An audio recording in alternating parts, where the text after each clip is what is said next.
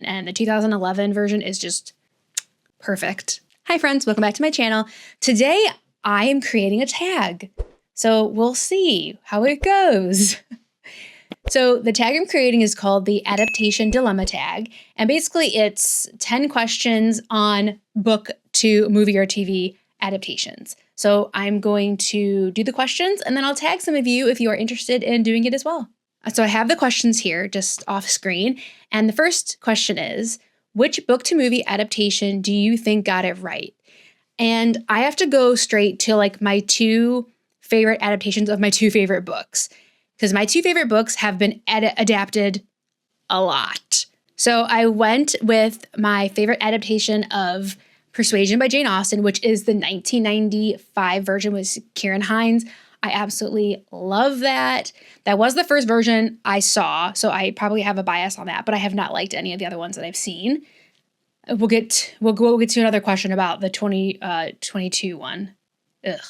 But I loved that version. I think it's so sweet. I think it just captures the book so well. The next one is Jane Eyre by Charlotte Bronte, and I went with my favorite adaptation for that one, and that is the 2011 version with Michael Fassbender. And I just love that. He just is the epitome of that character and that movie and the book, and I just love it. I think that is my favorite adaptation, and I do like other Jane Eyre adaptations, but I think that one is by far, like, just when I saw it, it just overtook the other ones. Jane Eyre, not so much. Persuasion, not so much. That's like the one I like. But Jane Eyre, there was some competition, and the 2011 version is just perfect. So question number 2 is, can you name an adaptation that changed a lot from the book? So I have 2 for this. One isn't really something you can't help, and the other one was a disaster. But I will say that the first one I'm going to talk about is Ready Player One. And the reason this changed a lot from the book is because there's so many like references to like music and movies and games and all kinds of stuff in this book that when they made the movie, they just couldn't get the rights to everything. So, but that is such an important part of the book. I liked the movie, but that is such an important part of the book that they had to like change like whatever movie that maybe he was in playing like the game in, or like just brands and stuff like that and properties that they couldn't use. They had to change all that because they weren't allowed to use it. They didn't have the rights. So I feel like that changed it a lot, but there really wasn't anything they could do about that. They didn't have the rights to use some of these properties and stuff. And then the next one is It Ends With Us. Yes, that one. Obviously, this movie is actually like notorious because of all the lawsuits and the drama and the feuds that are happening around it, but I'm not here to talk about that. And people have equally strong opinions about the book itself. That's great. I think it's great that people have opinions on it. But I would say if you're just strictly talking about the adaptation from book to movie, this one like really missed the mark. It was extremely tone deaf, in my opinion. And yeah, and I think that plays in. There's a lot that plays into the all the allegations and everything. But yeah, I will say I think it was tone deaf. It missed the essence of the book, whether you agree with the book or not. I think it very much missed the essence of the book. Question number 3. Was there an adaptation that you were excited about but ended up not liking? Yes. And this one came to mind pretty quickly. So in 2022, Netflix said that they were doing a new revival, I guess you could say, of Persuasion, which is one of my favorite books. And I was so excited because I feel like around then, or a little bit before that, Emma had come out, the like remake of Emma with Anna Taylor-Joy. And that was really good. It was like very contemporary, but still the heart of the book. And I mean, it wasn't contemporary, but it was more contemporary than some of the other adaptations.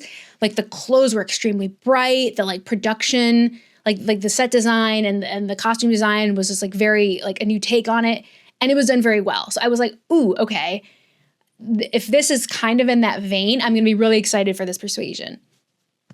I was not. It was awful, and I don't think I've met anybody that's even remotely interested in the story that liked it. So I really disliked the Netflix 2022 version of Persuasion. Question number 4, did any characters in adaptation seem different or wrong compared to the book? And I am going to still talk about Persuasion 2022 because I'm so annoyed about it still. It was much too contemporary, but in a way that missed the mark to the original.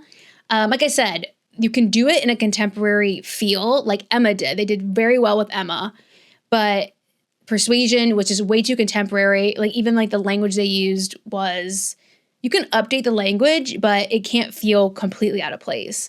And the fourth wall was like broken a lot, and that bothered me. I don't even know. I don't think they did that in Emma, but if they did, it was so good that I didn't notice, or I don't remember it bothering me. But I just did not like that for so many reasons. Question number 5. Which adaptation added something new to the story that you liked? I'm going to go with The Terror, which is a horror take on the real expedition in the 1800s, where the whole the two ships went out to find the passage like through like Antarctica or something. I can't remember the details.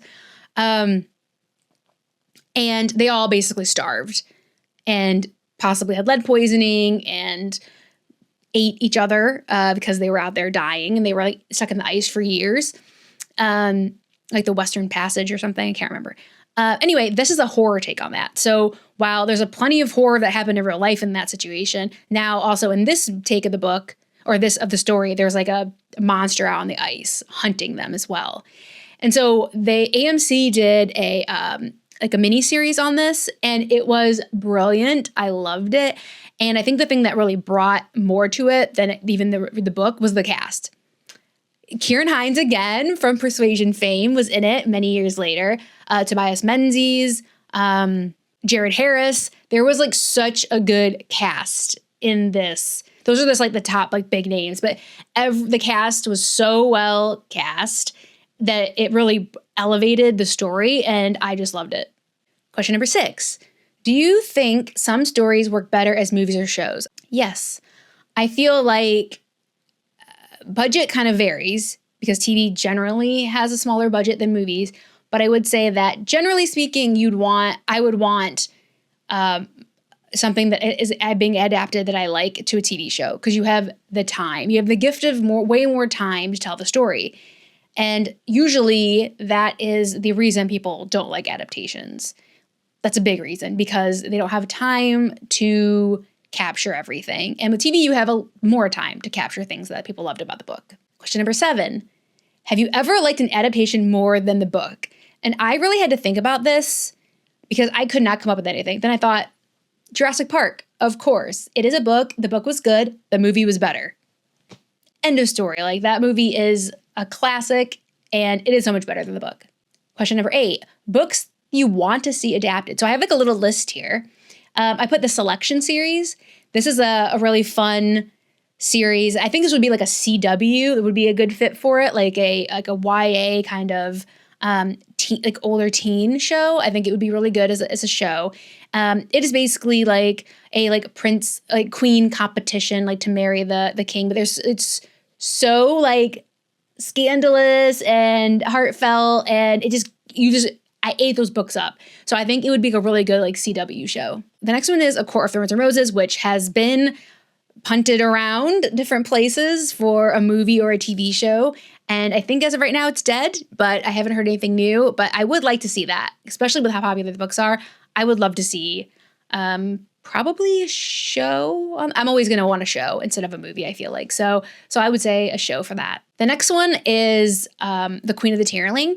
And that was rumored to be in development with Emma Watson as the main character, but it got shelved a couple years ago at least.